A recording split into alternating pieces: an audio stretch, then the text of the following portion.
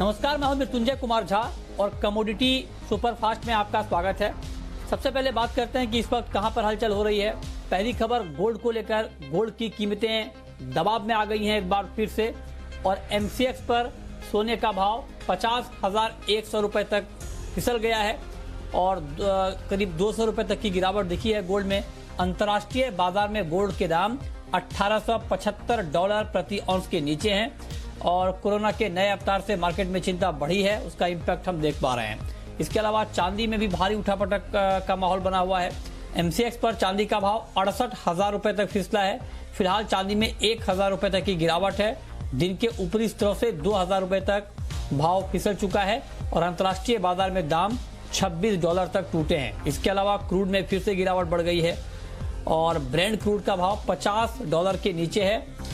WTI crude का भाव 47 के नीचे है। करीब 2% की गिरावट इस वक्त दिख रही है। एमसीएक्स पर भी भाव करीब 1.25% लुढ़क गया है। बेस मेटल में बिकवाली है। डिमांड घटने की आशंका मार्केट में लगातार बनी हुई है और यही वजह है कि निकल, कॉपर, जिंक, लेड, एल्युमिनियम ये सारे के सारे मेटल दबाव में दिख रहे हैं। इसके अलावा एक और महत्वपूर्ण खबर है कि कमोडिटी वायदा के लिए सेबी का नया निर्देश आया है कि पिछले 15 साल के सभी उतार चढ़ाव के रिव्यू का आदेश यहां पर दिया जाए। सेबी की रिस्क मैनेजमेंट रिव्यू कमेटी को मामला सौंपा गया है। हिस्ट्री के आधार पर स्ट्रेस टेस्ट का रिव्यू करने को कहा गया है। कमोडिटी वायदा सेगमेंट चलाने वालों के लिए निर्देश है।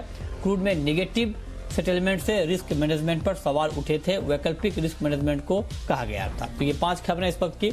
इन 5 खबरों के बाद अब हम बात करेंगे 5 ट्रेडिंग कॉल्स की और ये बताने के लिए हमारे साथ वंदना भारती हैं, एसएमसी कॉमट्रेड की। वंदना जी, बहुत बहुत स्वागत है आपका। पहला सवाल गोल्ड को लेकर, क्या गोल्ड में जो कमजोरी अभी हम देख पा रहे हैं, क्या ये गिरावट और बढ़ सकती है, बेचकर चला जाए? क्या सुझाव आपका?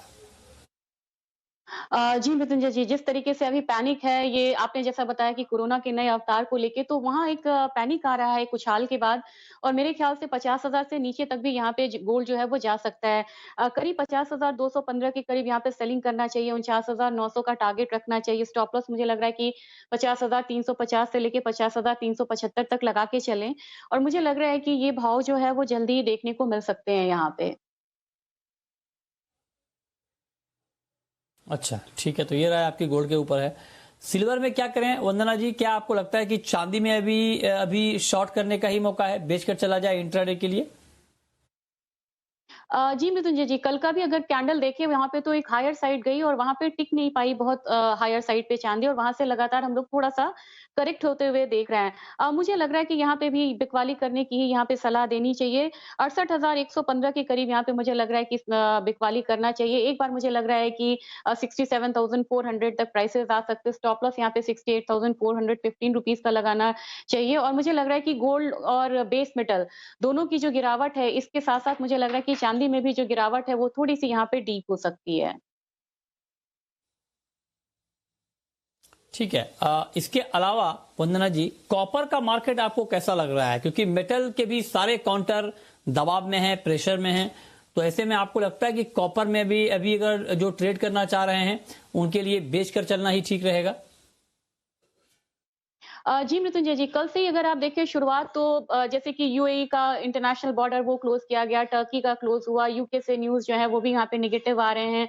तो एक देख सकते हैं कि sentiments for the time being थोड़ा-सा नेगेटिव हो गया है रिस्कियर एसेट्स के लिए और कल से ही यहाँ पे बेस मेटल में गिरावट आ रही है। आज के दिन भी ये थोड़ा-सा कंटिन्यू यहाँ पे होना चाहिए। मेरे ख्याल से यहाँ पे सेलिंग साइड में रहना चाहिए, 605 के करीब कॉपर को हम यहाँ पे सेल कर सकते हैं। ज़्यादा बड़ा टारगेट नहीं रखना होगा क्योंकि ओवरऑल एक बुलिश कमोडिटी है ये, 599 का यहाँ पे एक टारगेट रखिए, ₹6 के करेक्शन के लिए यहाँ पे बेच सकते हैं।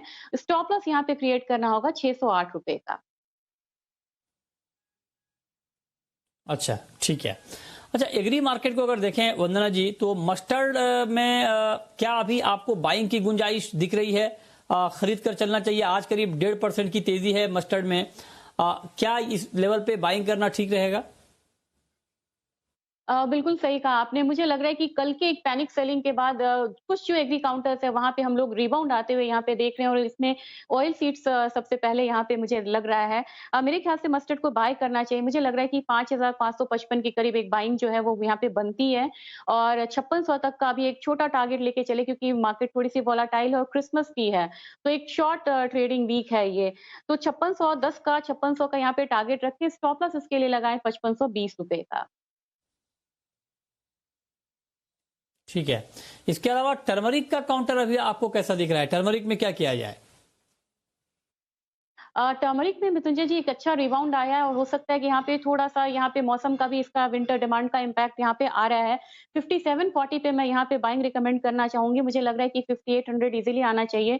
5710 का यहाँ पे टारगेट रखना चाहिए और मृत्युंजय जी मुझे लग रहा है कि शॉर्ट टू मिड टर्म में भी यहाँ पे टर्मरिक में थोड़ा-सा यहाँ पे रिवेश करके चले बाइंग साइड में। 6000 से 6100 तक का जो लेवल है, वो मुझे लग रहा है कि यहाँ पे आना चाहिए। तो शॉर्ट टर्म भी बाय है और लॉन्ग टर्म भी, मिड टर्म भी यहाँ पे मुझे बाइंग रिकमेंड ही करनी है। ओके, बहुत शुक्रिया वंदना जी आपका हमारे साथ जुड़ने के लिए, बताने के लिए कमोडिटी में कहां पर ट्रेड का मौका बनेगा। तो फिलहाल इस बुलेटिन में इतना ही।